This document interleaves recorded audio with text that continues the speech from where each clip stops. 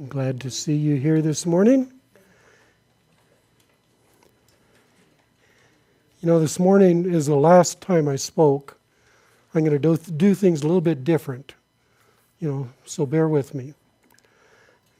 But first, do any of you get the Adventist Journey, the magazine Adventist Journey? I don't know if you read the article on the Pathfinder Bible, almost like a Bible spelling bee, they had in Rockford, Illinois, and there were several thousand Pathfinders there. But one of the clubs, and they were afraid that being the Camporee year, there would be very little attendance. But they had so many people come that they had to rent some outside halls with monitors so people could see what was going on. You know, they couldn't even get in. I think it said something like 20,000 people. But anyway, one of the clubs that was there was from Paradise, California. Now, I don't know if you remember, Paradise was the town that was wiped out. And I think it said there was 6 Pathfinders there from Paradise. And made the sacrifice to come all that way for this Bible, spelling bee type thing. And their point of study was on Luke, or the book of Luke. So everybody concentrated on Luke and, studied it. But anyway, this group from Paradise, the 6, every one of them was homeless, still because of that fire. But still they made the sacrifice to come for this Bible. They don't call it a Bible experience. Yes. Yeah. But anyway, they would continually ask questions about Luke. And anyway, it was just amazing that they had that dedication to still do that there. So anyway, the scripture this morning is mentioned Matthew 15, 21 through 28. And I'm going to read it in several versions. Now please pay attention to them because they'll say the same thing but with little different slight additions or clarifications. In the NIV, it says, leaving that place, Jesus withdrew to the region of,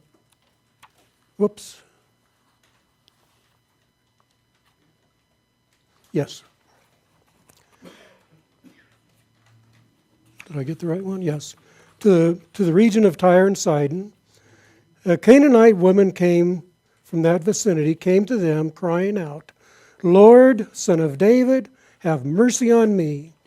My daughter is demon-possessed and suffering terribly. Jesus did not answer a word. So his disciples came to him and urged him to send her away, for she keeps crying after us. He answered, I was sent only to the lost sheep of Israel. This woman came and knelt before him. Lord, help me. She said, and he replied, it is not right to take the children's bread and toss it to the dogs. Yes, it is, Lord, she said. Even the dogs eat the crumbs that fall from their master's table. Then Jesus said to her, Woman, you have great faith. Your request is granted. And her daughter was healed at that moment. From the Amplified Bible, it reads, After leaving there, Jesus withdrew to the district of Tyre and Sidon, and a Canaanite woman came from that district and began to cry out urgently, saying, Have mercy on me, O Lord, Son of David, Messiah. My daughter is possessed by a demon. But he did not say a word to answer her. And his disciples came to him and asked him repeatedly, "Send her away, because she keeps shouting out after us." He answered, "I was commissioned by God and sent only to the lost sheep of the house of Israel." But she came and began to kneel down before him, saying, "Lord, help me." And he replied, "It is not good or appropriate or fair to take the children's bread and throw it to the pet dogs." She said, "Yes, Lord, but even the pet dogs eat the crumbs that fall from the master's table." Then Jesus answered her, "Woman, your faith, your trust, and confidence in my power is great. It will be done for you as you wish." And her daughter was healed at that moment. Then from the Phillips New Testament, says, Jesus left that place and retired to the Tyre and Sidon district. There, a Canaanite woman came from those parts, crying out at the top of her voice, "Lord, have pity on me. My daughter is in terrible state. A devil has got into her." But Jesus made no answer. The disciples came up to him and said, "Do send her away. She's still following us and calling out." "I was only sent," replied Jesus, "to the lost sheep of the house of Israel." Then the woman came and knelt at his feet.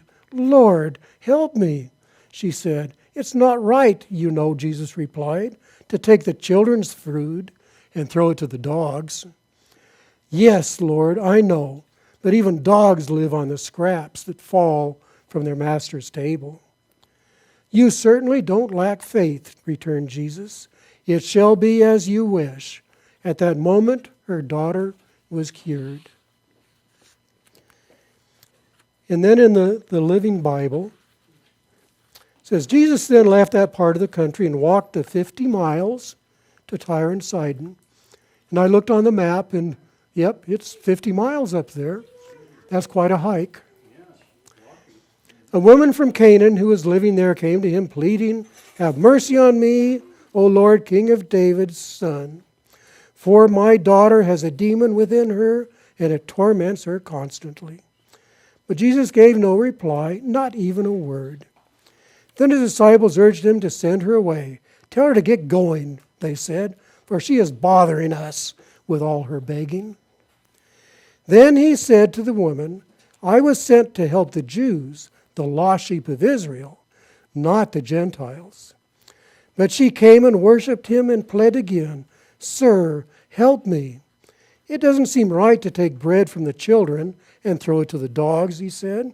"Yes, it is," she replied, "for even the puppies beneath the table are permitted to eat the crumbs that fall." "Woman," Jesus said, "your faith is large and your request is granted." And her daughter was healed right then. And then from the Message, from there Jesus took a trip to Tyre and Sidon. They had hardly arrived when a Canaanite woman came down from the hills and pleaded, "Mercy, Master, Son of David. My daughter is cruelly afflicted by an evil spirit." Jesus ignored her. The disciples came and complained, "Now she's bothering us. Would you please take care of her? She's driving us crazy." Jesus refused, telling them, "I've got my hands full dealing with the lost sheep of Israel." Then the woman came back to Jesus, went to her knees, and begged, "Master, help me." He said, "It is not right to take the bread out of the children's mouths and throw it to the dogs." She was quick. "You're right, Master. But beggar dogs do get scraps from the master's table." Jesus gave in. "Oh, woman, your faith is something else. What you want is what you get." Right then, her daughter became well. Now, here is where one of the twists come in. What do you think the disciples were thinking? What do you think the Pharisees were thinking? What do you think the Canaanite woman was thinking? And what do you think those that weren't helped were thinking? Now, if it were me, a Pharisee, this is what I would think. We have been following this man called Jesus all over the place. He's a troublemaker. Every time he does anything, he's trampling on our customs and traditions, and that is bad because we represent God. We took the 10 Commandments and make sure that we follow them religiously. We take the laws that Moses received from God and do the same thing. We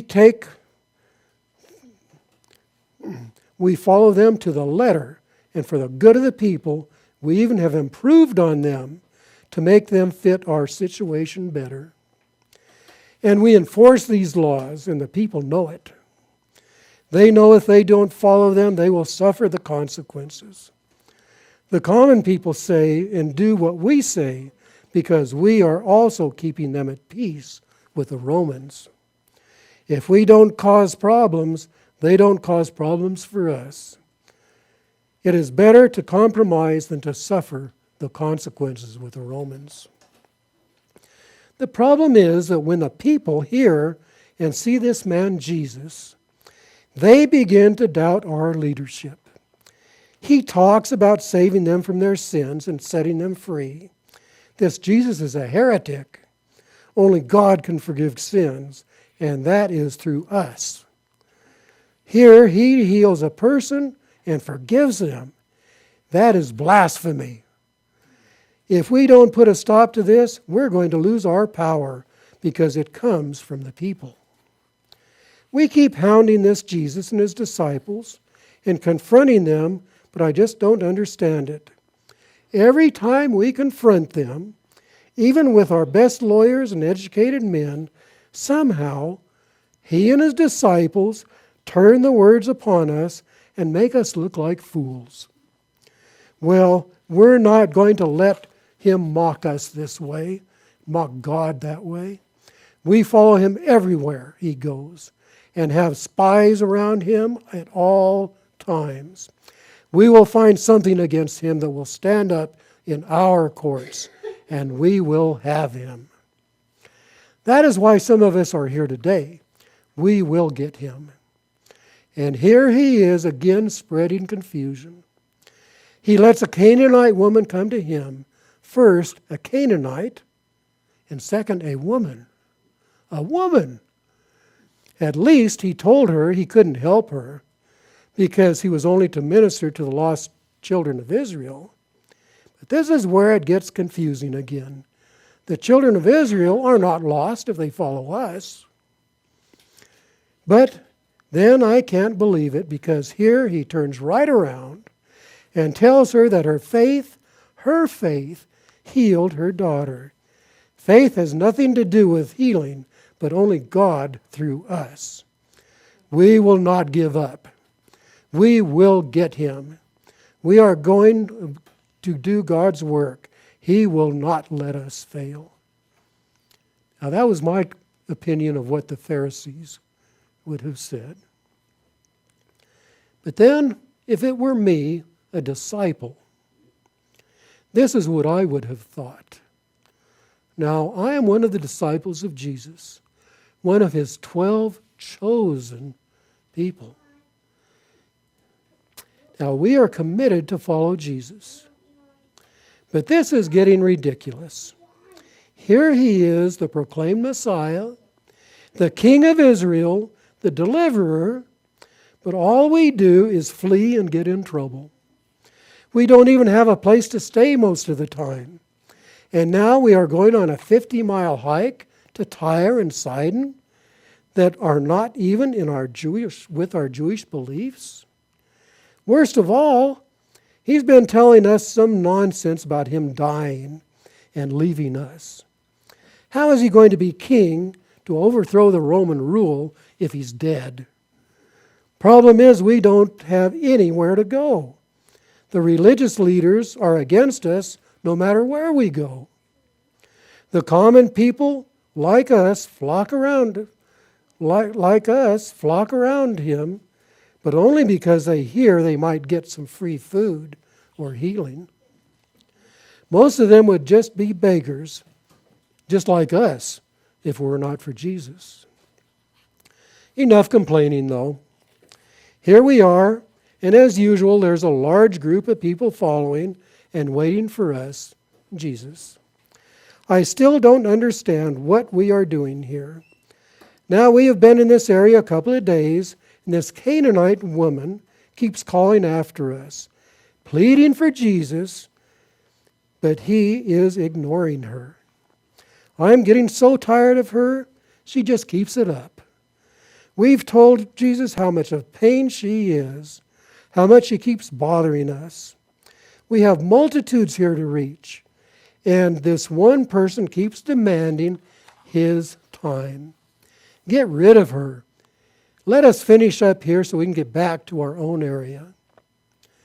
Finally, Jesus gives in and talks to her. He tells her right off that he is here to minister to people like her. He is not here to minister to people like her, but to his own people. But she will not take that answer and argues with him. Argues with Jesus. I have to say this, the first time I've heard him lose an argument.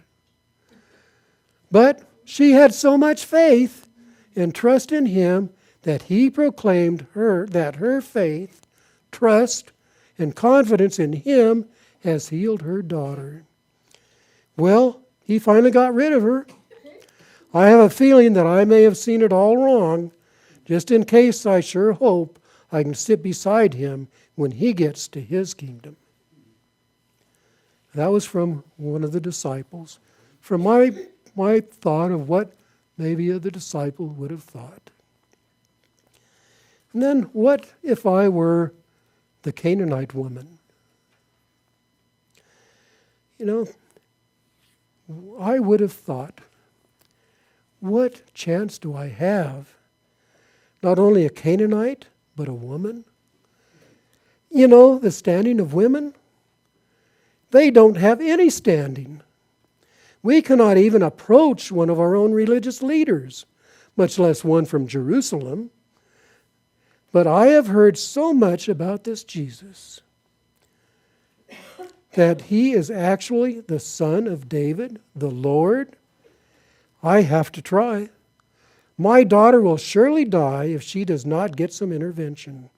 So while he is here, I will not let any opportunity go by, even if I become a thorn in the side of everyone. I cannot get too close to him because of the crowds, but I can still use my voice, so I continue to call out to him, Jesus, have mercy on me. So far, he has ignored me, but I will not give up. My daughter is worth too much for me to give up on. So, as I said, I continue to call out. You know, some think I carried it too far.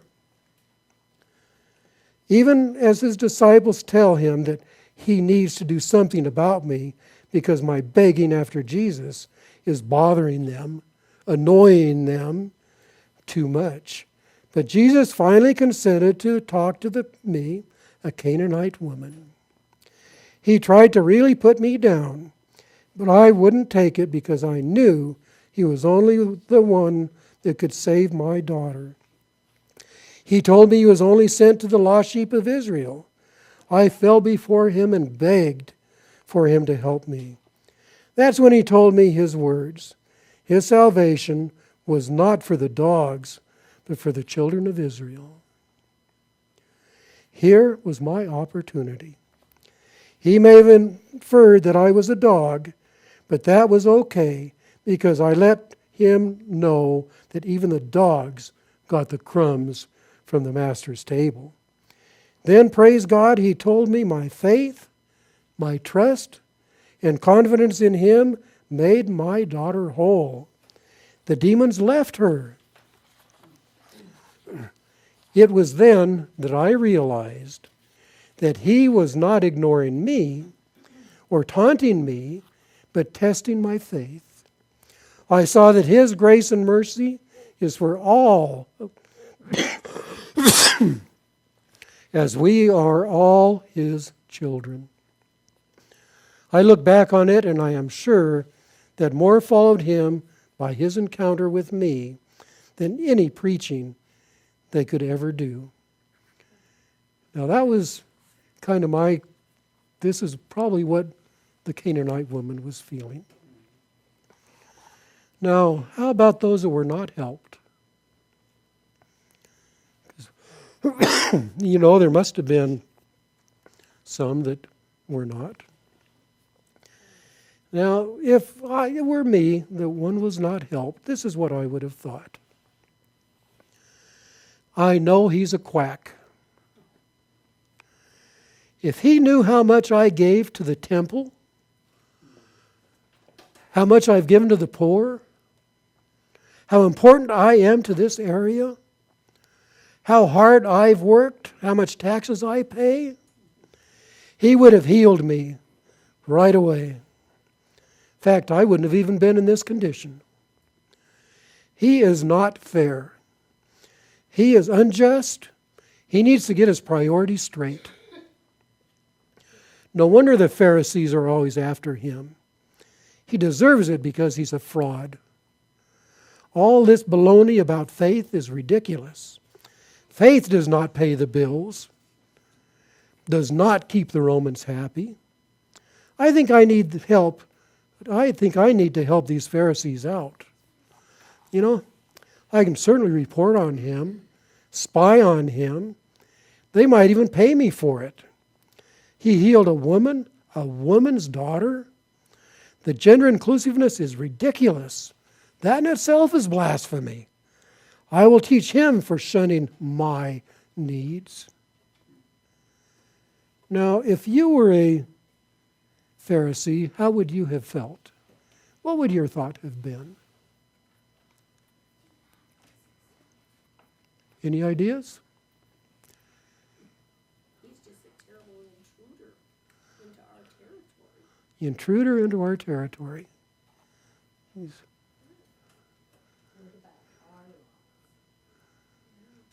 Yeah. All those things we've improved on. Change, we don't like change. I could see them saying amen, because that was their thought, that no one else deserved God's mercies except them. Yeah. But then why do we need his mercies? She didn't need it, I just think Oh. the Pharisees. Oh yeah, that's what I mean, the Pharisees. Were thinking that they were the only ones that deserved. Any favors of God, yeah. Mhm. Okay, how about if you were a disciple? How would you have felt? Just get rid of those Pharisees. Oh, okay, another little, just before that, if you read earlier in Matthew, even that chapter, they had just confronted the lawyers and that of the Pharisees, trying to trap Jesus. So they were very familiar with the Pharisees. Okay, if you were a disciple, how would you have felt, do you think? Why is he wasting our time? How is this getting rid of the Romans? Yeah. How is he why is he talking to them? Because remember, even the woman at the well, that was unheard of. Not only that, she was a Gentile, but I'm trying to think of the other name, but anyway, wasn't one of us. Yeah, Samaritan. There it was, yeah.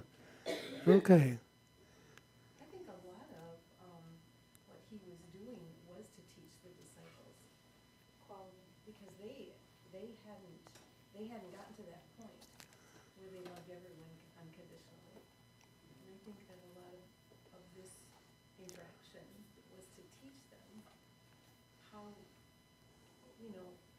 that God isn't, he hears our prayers, he answers our prayers, and he doesn't, don't you immediately think, who do you think you are that you can't listen to me? That's what you must have thought. And the disciples needed to see the contrast and how Jesus dealt with that.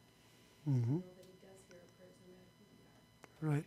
He pointed out Peter's prejudice with the Gentiles with that sheet that he let down. Yeah. But that was later. Yeah. But yes, Yeah. yeah. It really, this opened up the gospel to everyone. I mean, it was always open to everyone, but it really made it clear that it was open to everyone. Yeah. So did they believe that somehow like the Gentiles, they just deserved everything they got because they were sinners and that they couldn't be saved? Right. They didn't give a lamb to the temple. They didn't pay their tithe to the priest. They didn't do this and they didn't do that. They didn't keep all the commandments. Yeah. They didn't pay the price. Yeah. That's why, on the, it says, the one that wasn't healed, does he know how much I've given? How much I've helped the poor? How much tithe I pay? They deserve it. How much taxes I pay? Yeah. Doesn't he know I deserve it? I mean, I've bought his healing. Okay. Then how about the woman herself? If you were the woman herself, how would you have felt? I'm sad about my daughter. Yeah. Dying, or possible dying. He heals everyone else, why can't he help me? Right? And that's why she wouldn't give up. That's why she wouldn't give up. hmm And why she had faith that he would help, because she knew him. But also, will he help me because I am a woman? hmm You know that intimidation of the born away. Now say that again? With all that intimidation she got, Intimidated. Right. I would have gone away. Oh, yeah. Took tremendous courage just to say anything, just to do anything. Another desperate. You'd be almost in it. Okay. Now, this story pretty much opens, as I said, the gospel. It shows that it is for everyone. Anyone that believes in him, shall have everlasting life. And he did it not for one or two, but he did it for the whole world. The only begotten Son, that whoever believes in him should have not perish, but have eternal life. Okay. Now I've done almost all the work. It's time for you to do a little bit of it. I've copied Mark 10, verse 46 through 52. And I'm going to give each one of you a copy. And again, I've included several translations. But first I'm going to read it for you. Okay, sure.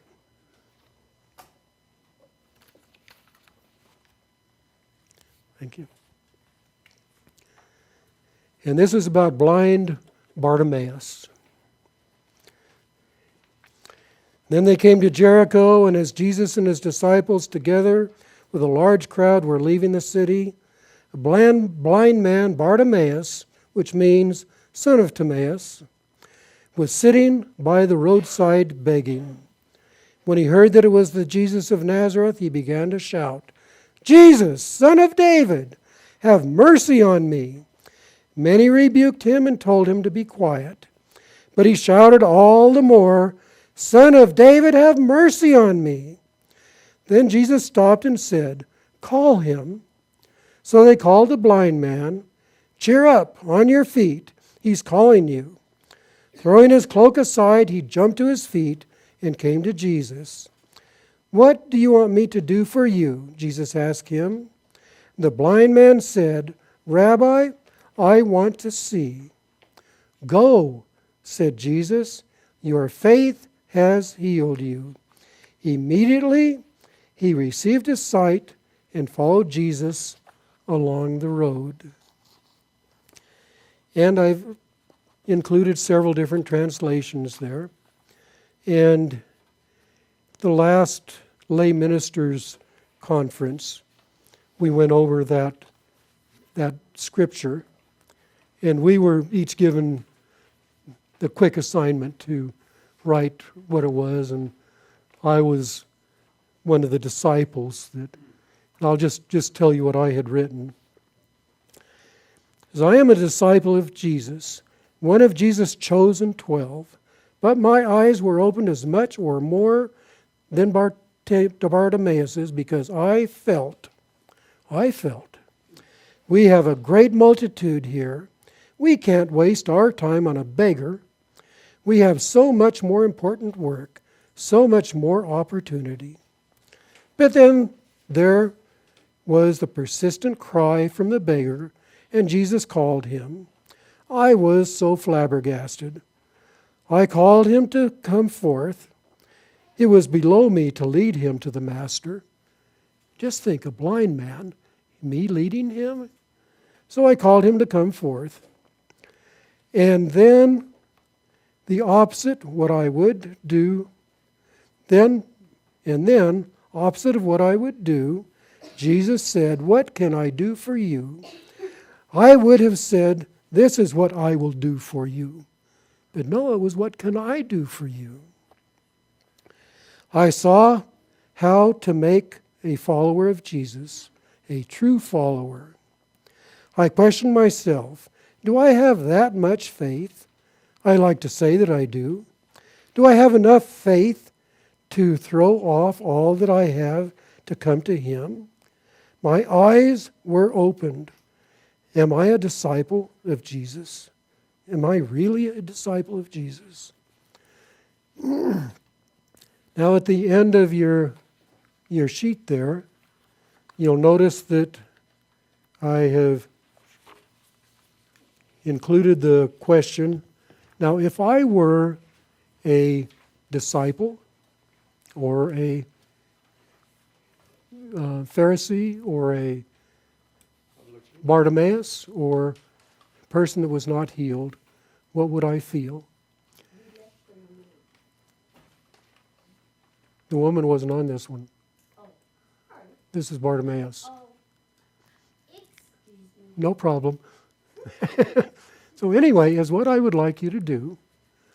I would like you to take this home and sometime just write out a little bit, what would I feel if I were one of these? Now, don't do it as if I am sitting here today in my mind of my time, what I would think. But if I were back in Jesus' time, what would I think? What would I say? Then compare that to what you think today. And we are going to try next week to have a live streaming from Eau Claire of the pastor. But this is our first try at it. So if it doesn't work, we will go over what you come up with. So if you don't come up with anything, you aren't helping anything. So anyway, please do that for me. Okay. And at the same time, whenever we read a story in the Bible, put yourself in the place of that time, of the people, of the background of it, and even the foreground of it. And think about how you feel today and the difference. And do I secretly feel like I would have felt back then if I were one of those? So you want 4 different opinions Right. from 4 different types of people. But you've only got 7 days. So you want us to do one for Yeah, 1 for each. Right. Okay? Okay.